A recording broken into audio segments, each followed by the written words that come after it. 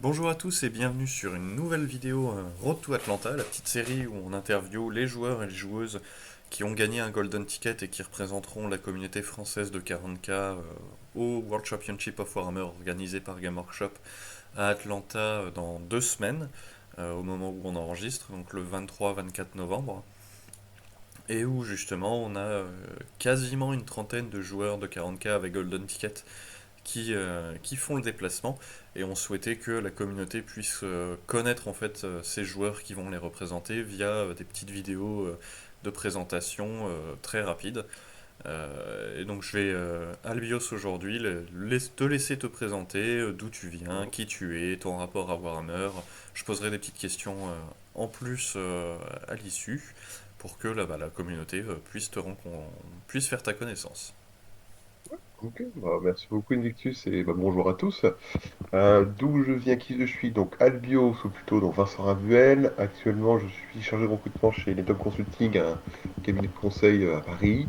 Je suis capitaine d'une équipe de Ligue 2 sur la Ligue Nord, les Stardust Crusaders, une équipe de 17 joueurs. Euh, j'ai été d'abord élevé à la campagne avant d'intégrer Paris. Et dès que je peux, effectivement, je repars loin de ce bruit pour récupérer un peu de calme pour des balades en forêt. Par rapport à 40K, j'ai toujours suivi le jeu, toujours, depuis tout petit, mais d'abord en fait dans un premier temps par les jeux vidéo. J'ai démarré comme beaucoup de gens sur la série d'Halo 1. Après c'est le lore qui m'a intéressé, et finalement en fin 2018, j'ai rencontré quelqu'un qui est devenu un ami aujourd'hui, qui trop de figurines, des problèmes de riches, et qui cherchait un partenaire, et on a quand même commencé plus à jouer. Et c'est comme ça que j'ai intégré le hobby en démarrant avec les Frozen Sun. 5 ans plus tard, enfin 6 ans plus tard même, et bah, je suis toujours avec la Frozen Sun. Si vous me demandez, Magnus 19 Ingrong. Euh, et c'est aussi avec les Frozen Sun que je vais aller à Atlanta pour défendre les couleurs de l'équipe de France. Je ne vise pas forcément la victoire ultime, parce que je pense sincèrement que je n'ai pas encore le niveau aujourd'hui.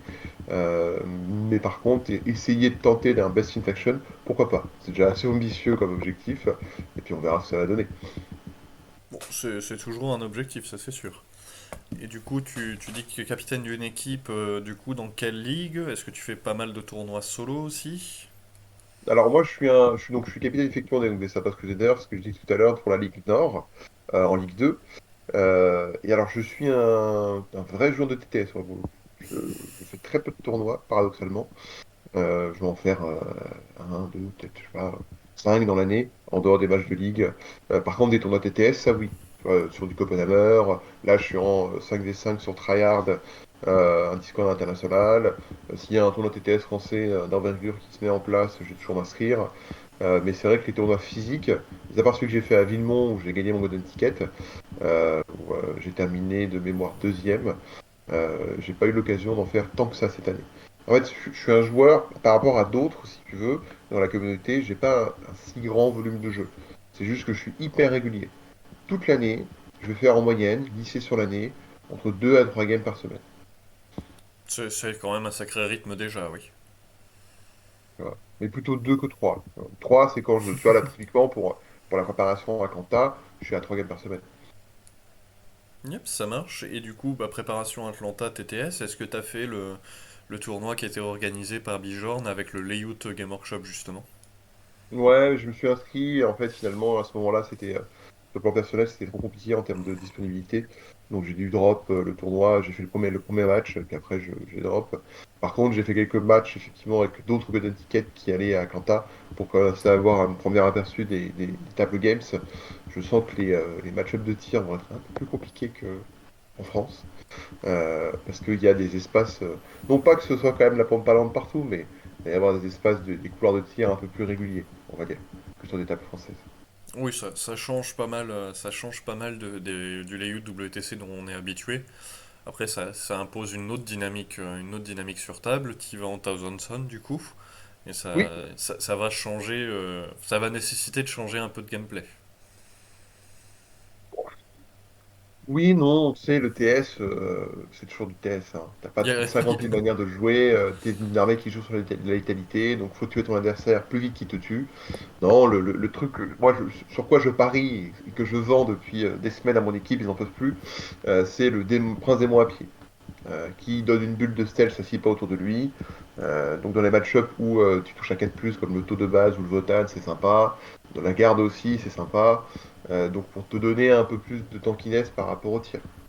Parce que le problème quand t'es TS, c'est que, mis à part Magnus, faut que tu sois proche de l'adversaire pour le tuer. Donc à partir du moment où tu le vois, en général, le reste de son armée te verra. Faut quand même pouvoir te couvrir un peu.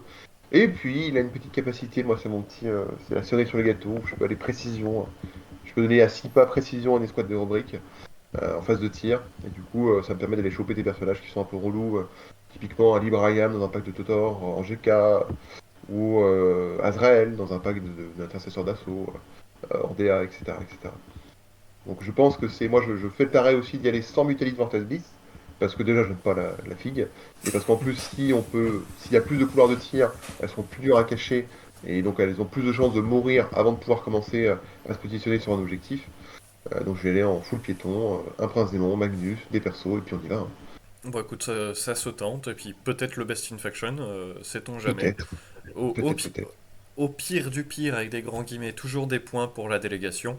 Et puis ce sera une bonne aventure de toute façon. Oui, complètement. Tu veux déjà, rien que le fait de pouvoir partir à Atlanta, c'est exceptionnel. Si on m'avait dit il y a 6 ans, quand j'ai démarré au 40K, que j'allais finir à partir aux US pour un tournoi mondial pour représenter la France, j'avoue que je n'aurais pas deviné. J'aurais pas anticipé ça, en tout cas. Tu vois. C'est sûr, hein, c'est sûr. Bah écoute, moi j'ai posé les questions que je souhaitais poser. Je te laisserai le mot de la fin. Je vais juste faire un petit rappel avant sur les deux cagnottes à disposition de la communauté pour soutenir la communauté, puisque à aller à Atlanta, c'est un certain coût financier qui repose majoritairement sur les joueurs, même si la FEC participe aux frais de déplacement via les sponsors et ainsi de suite, mais surtout via la cagnotte, puisque les joueurs, enfin la communauté, pardon, peut participer soit en achetant un t-shirt de la délégation qui bénéficiera à toute la délégation française, que ce soit les joueurs de 40K, d'AOS, de Kill Team et d'Underworld, soit plus spécifiquement à la délégation 40K, donc les joueurs avec Golden, en achetant un deck de pareil à Nexus avec les cartes Mhm. d'objectif, les cartes de primaire, les cartes de déploiement et ainsi de suite.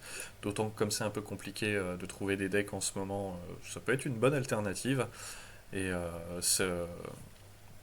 ça permettra déjà de soutenir nos bleus et ensuite de s'équiper avec des petits goodies exclusifs. Donc n'hésitez surtout pas.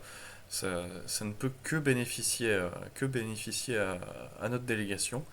Et bah, est-ce que toi tu souhaites faire un petit mot de la fin, passer un Ouais, message, bien profiter, sûr. profiter du taux d'antenne? Ah, du temps d'antenne.